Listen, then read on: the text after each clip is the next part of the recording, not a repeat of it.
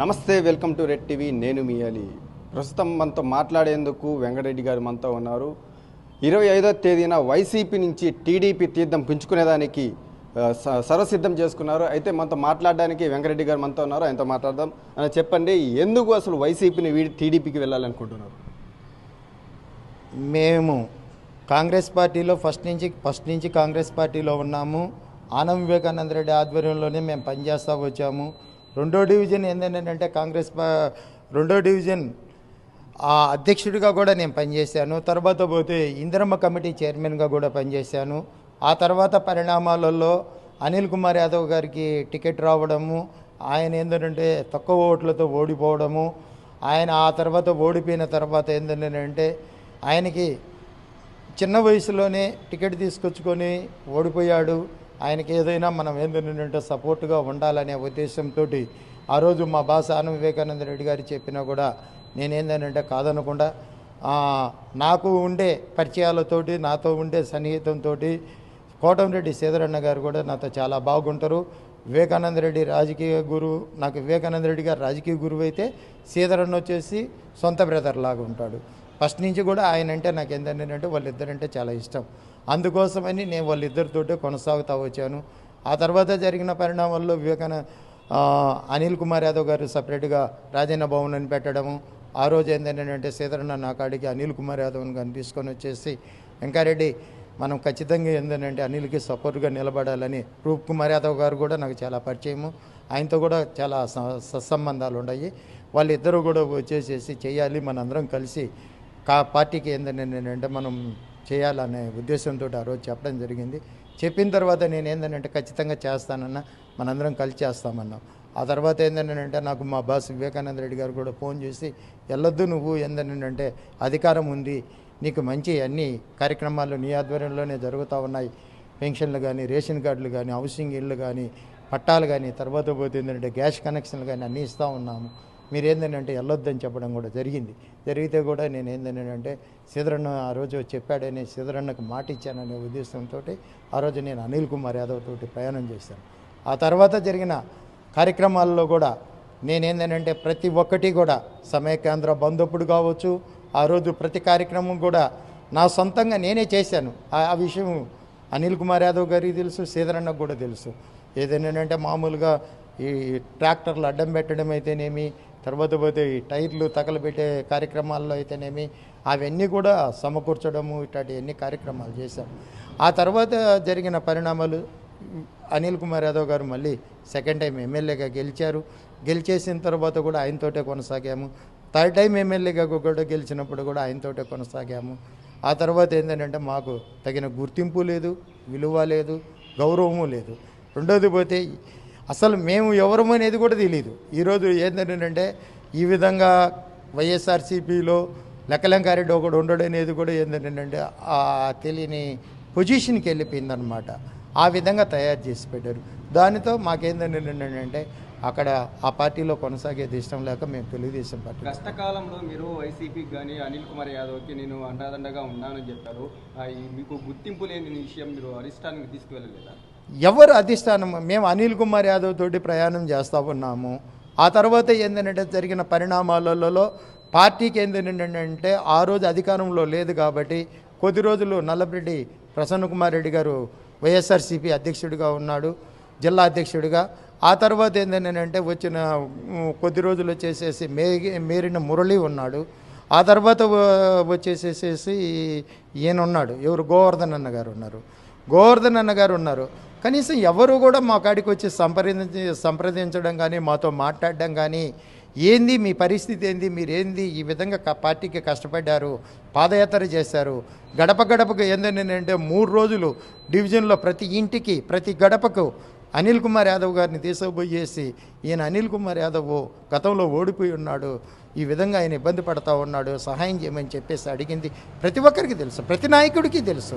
మేమేం స్పెసిఫిక్గా సపరేట్గా ఏం చెప్పుకోవాల్సిన అవసరం కూడా లేదు. మాకు ఆ విధంగా ఒక విలువ గౌరవము ఏమీ లేకుండా మమ్మల్ని ఏంటంటే వాడుకొని వదిలేశారు. అందుకోసం అని చెప్పేసి మేమేంటంటే పార్టీలో నుంచి బయటకు రావాలని అనుకుంటాం. సుమారు ఎంతమంది రేపు 25వ తేదీన టీడీపీలో జాయిన్ అవ్వాలి? నేను ఒక 3000 మెంబర్స్ అనుకుంటా ఉన్నాను. ఎక్కువ రావచ్చు, తక్కువ రావచ్చు. నా గతంలో కూడా అన్ని పార్టీలతో సత్సంబంధాలు ఉంటాయి. ఎందుకని అంటే అందరితో నేను కలిసే ఉంటాను. గతంలో నేను ఎన్నో పెన్షన్లు ఇచ్చాను, రేషన్ కార్డులు ఇచ్చాను, హౌసింగ్ ఇల్లు ఇచ్చాను, తర్వాత పట్టాలు ఇచ్చాను. పార్టీలకి కులాలకు అతీతంగా నేను పనిచేస్తున్నాను. నా ఏరియాలో ఉండే ప్రతి ఒక్కరికి ఆ విషయం తెలుసు. నేను తెలియని వాళ్ళు అంటూ నాకు తెలిసి ఎవరన్నా చిన్న చిన్న పిల్లకాయలు ఏమన్నా 5 ఏళ్ళు 10 ఏళ్ళలో పిల్లకాయలకి ఏమన్నా అనుకుంటారేమో, కానీ ప్రతి ఒక్కరికి నేను తెలుసు. లెక్కలంకారెడ్డి అంటే తెలియనోడు ఎవడూ ఉండడు. ఆల్మోస్ట్ ఆల్ నాకు తెలిసి అన్ని పార్టీల్లో రాజకీయ నాయకుల్లో కూడా నేను తెలియని వాళ్ళు ఎవరు ఉండరు. అందరికీ తెలుసు, అందరితో పరిచయం ఉంది. ఎందుకంటే గతంలో ఎన్నో కార్యక్రమాలు చేశాము, ఎన్నో ప్రోగ్రామ్స్ చేశాము. నెల్లూరు నుంచి సూలూరుపేట దాకా పాదయాత్రలో ఏంటంటే అనిల్ కుమార్ యాదవ్తో పాటు నేను ప్రయాణం చేశాను. ఆయన జగన్మోహన్ రెడ్డి గారు జైల్లో ఉన్నప్పుడు బయటికి రావాలని పాదయాత్ర మొదలు పెడితే ఫస్ట్ నుంచి మేమే కార్యక్రమం చేసింది. తర్వాత పోతే ఏంటంటే సమైక్యాంధ్ర ఉద్యమం జరిగేటప్పుడు హైదరాబాద్లో వచ్చేసేసి ఎల్బీ స్టేడియంలో మీటింగ్ పెడితే ఈ నుంచి బస్సులు పెట్టుకొని కూడా తీసుకొని వెళ్ళున్నాం. ఏ రోజు కూడా ఏంటంటే కార్యక్రమాలకి ఏం దూరంగా ఏం లేము. తర్వాత కరోనా టైంలో ఎవరూ కూడా ఏంటంటే పట్టించుకోని టైంలో కూడా దాదాపు 150 బెడ్లు పైన నేను ఏంటంటే నాకు సంబంధించిన నా సొంత మనుషులు, నా ఫ్రెండ్స్, నా అభిమానులు, తర్వాత నా శ్రేయోభిలాసులు, నా మిత్రులు, నాకు సంబంధించిన వాళ్ళతోటి నేను దాదాపు 150 బెడ్ల పైన ఏంటంటే ఏర్పాటు చేయడం కూడా జరిగింది. అదేవిధంగా కూడా అక్కడ భోజనాలకు కూడా ఇబ్బంది పడుతూ ఉంటాయి. మా ఏరియా అంతా మిడిల్ క్లాస్ ఏరియా, చాలా ఏరియా మా ఏరియాలో మిడిల్ క్లాస్ ఏరియా. ఆ ఏరియాలో కూడా మేము ఏంటంటే వాళ్ళందరూ కూడా ఏంటంటే కూటికి ఇబ్బంది పడతా ఉంటే సుమారుగా 200 నుంచి 400 బస్తాలు తీసుకొచ్చేసి రైసు, తర్వాత కర్రీస్ అవన్నీ అన్నీ కూడా ఏర్పాటు చేసి నా ఇంటి దగ్గరే పెట్టేసి బాక్స్ పెట్టి ఏంటంటే అందరినీ పిలిపించేసేసి ఏర్పాటు చేయడం కూడా జరిగింది. ఇన్నేళ్ళు మీరు వైఎస్ఆర్సీపీకి అండదండగా ఉన్నారు. ప్రతిదీ ఏ పదవి ఇవ్వలేదు, ఏ గౌరవము లేదు, ఏ మర్యాద లేదు. అసలు మమ్మల్ని పట్టించుకున్న వ్యక్తి కూడా లేడు. వీళ్ళు ఒకరు ఉన్నారని కూడా అనుకోలేదు. అసలు ఎందుకు ఆ విధంగా జరిగిందో నాకు తెలిసి నేను దాదాపు 35 సంవత్సరాల రాజకీయ చరిత్రలో వైఎస్ఆర్ కాంగ్రెస్ పార్టీలో నేను పనిచేసినట్టు నాకు తెలిసి నేను ఏంటంటే కష్టపడినట్టు నేను కాంగ్రెస్ పార్టీలో కూడా మా బాసు వివేకానంద రెడ్డి కోసం కూడా కష్టపడలా. అయినా కూడా గుర్తింపు లేదు, విలువ లేదు, గుర్తింపు లేదు, మర్యాద లేదు. కనీసం ఏంటంటే మేము ఉన్నామనేది కూడా వాళ్ళకి తెలియదు అనే టైపుకి వెళ్ళిపోయాం. అంత దారుణమైన పరిస్థితికి వెళ్ళిపోయాం. జగన్మోహన్ రెడ్డి కానివ్వండి, అనిల్ కుమార్ యాదవ్ కానివ్వండి, పార్టీ కోసం కష్టపడిన వాళ్ళకి నేను జగన్మోహన్ రెడ్డి గారితో నేనేంటంటే పాదయాత్రలో కూడా పార్టిసిపేట్ చేశాను. నేను జగన్మోహన్ రెడ్డి గారితో పాదయాత్రలో కూడా పార్టిసిపేట్ చేశాను. నేను జగన్మోహన్ రెడ్డి గారితో ఏంటంటే నేను శ్రీధరన్న మేమందరం ఏంటంటే మామూలుగా వచ్చేసి రాపూర్ ప్రోగ్రాంలో పార్టిసిపేట్ చేశాము. తర్వాత పోతే విజయమ్మ గారు ఏంటంటే ట్రైన్ తగలబడిపోయినప్పుడు విజయమ్మ గారిని మేము రిసీవ్ చేసుకోవడం కూడా జరిగింది. చిటివేలు దగ్గరికి పోయేసేసి, చిట్టేడి ఘాట్లోకి పోయేసేసి, ఆ రోజు పోయింది కూడా ఎవరమో కాదు, నేను, శ్రీధరన్న, ద్వారక, తర్వాత పోతే రూప్ కుమార్ యాదవ్ గారు, తర్వాత పోతే అనిల్ కుమార్ యాదవ్ గారు, మేమందరం మీరు రిసీవ్ కూడా చేసుకొని ట్రైన్ తగలబండి కాడికి తీసుకొని వెళ్ళేసేసి అక్కడ ప్రోగ్రాం కూడా చేశాం. తర్వాత పోతే జగన్మోహన్ రెడ్డి గారు జైల్లో ఉన్నప్పుడు కూడా శర్మిల గారు, తర్వాత పోతే ఏంటంటే విజయమ్మ గారు ప్రోగ్రాం చేస్తే మొత్తం మేమే చేసాం. తర్వాత జగన్మోహన్ రెడ్డి గారి గాంధీ బొమ్మ దగ్గర ప్రోగ్రాం చేస్తే అంతలా వర్షంలో కూడా కొన్ని వేల మంది జనాలను తీసుకొచ్చేసేసి ప్రోగ్రాం చేశాం. ఆ విధంగా కష్టపడ్డాం, అది అందరికీ తెలుసు. మరి ఎందుకో మేము చేసిన తప్పేందో, మేము చేసిన పొరపాటు ఏందో అయితే మాకైతే తెలియదు. కానీ ఇంత దారుణంగా, ఇంత అన్యాయంగా ఏంటంటే చూస్తారండి, కళ్ళలో కూడా ఊహించలేదు, అనుకోలేదు. నేనంటే ప్రజలకి ఏమీ ఉపయోగపడే పనులు ఏం చేయలేదు. ప్రజలకు ఏంటంటే లోకల్గా సంబంధించిన కార్యక్రమాలు ఏం జరగలేదు. వివేకానంద రెడ్డి అభివృద్ధి కార్యక్రమాలు చేసిన తర్వాత సెకండ్ టైం చేసి నారాయణ సారు చేసేసేసి రోడ్లు వేసినప్పుడు తప్ప మిగతా టైంలో ఏంటంటే నాకు తెలిసి అయితే ఎక్కడ ఏ వర్క్ జరగలేదు.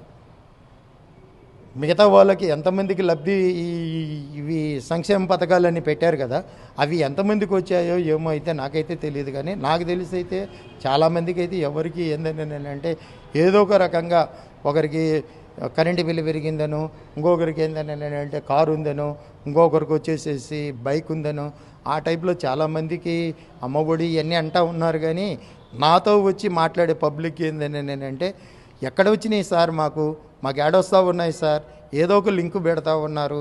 కరెంటు బిల్లు ఎక్కువ వచ్చిందని పెన్షన్ కట్ చేస్తూ ఉన్నారు, కరెంటు బిల్లు ఎక్కువ వచ్చిందని చెప్పేసి అని అమ్మఒడి కట్ చేస్తూ ఉన్నారు.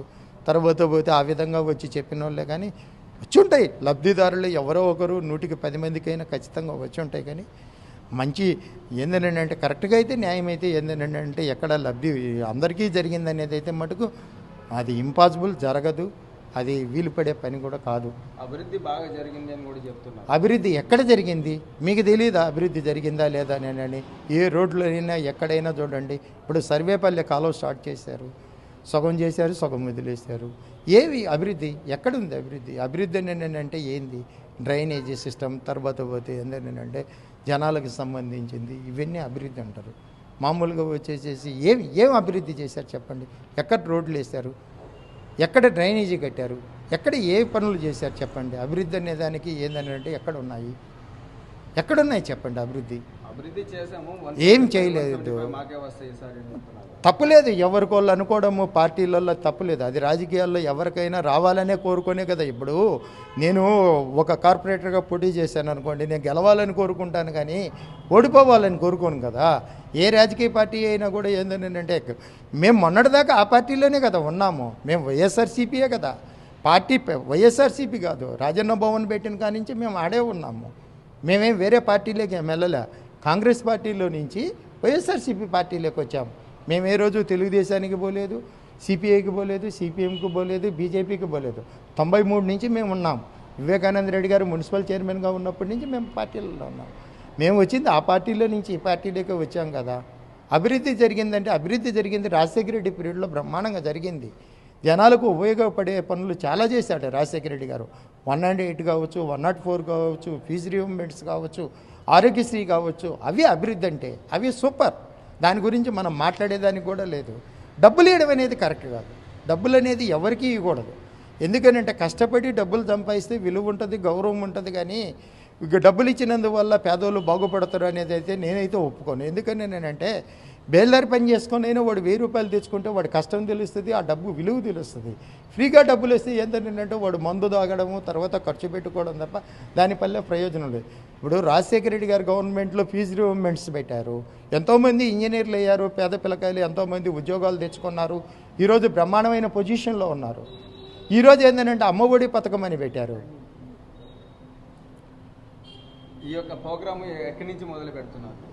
మేము మైపాడి గేటుగా నుంచి సత్యనారాయణపురం మెయిన్ రోడ్లో 4 రోడ్ల సెంటర్లో ఏంటంటే చేస్తాం. ఎవరి సంక్షేమంలో మీరు జాయిన్ అవుతారు? నారాయణ సార్ గారు, తర్వాత పోతే ఏంటంటే కోటంరెడ్డి సీతారెడ్డి గారు, అజీజ్ గారు, తర్వాత పోతే కోటంరెడ్డి శ్రీనివాసులరెడ్డి గారు, రమేష్ రెడ్డి గారు, నాకు పరిచయం ఉండే వ్యక్తుల వరకు పార్టీకి సంబంధించిన వాళ్ళతో నాకు కొంచెం తక్కువ, కూడా పరిచయాలు కూడా తక్కువ. నాకు వీళ్ళు ఏంటంటే పర్సనల్, నా ఫ్రెండ్స్, నాకు పర్సనల్గా ఫ్రెండ్షిప్ ఉంది వీళ్ళందరితోటి. నారాయణ అన్న కూడా వస్తాడు అనుకుంటా ఉన్నాను. తర్వాత పోతే రంగమయ్యూరు గారు కూడా రావచ్చు. నాకు పరిచయం ఉండేదైతే మడుగు నాకు ఆ పార్టీతో ఉండే లీడర్స్లో నాకు బాగా క్లోజు ఏంటంటే నాకు పరిచయం ఉండే వ్యక్తులు వచ్చేసి శ్రీధరన్న ఒకడు, తర్వాత పోతే నారాయణ సార్తో కూడా నాకు పెద్ద పరిచయం లేదు.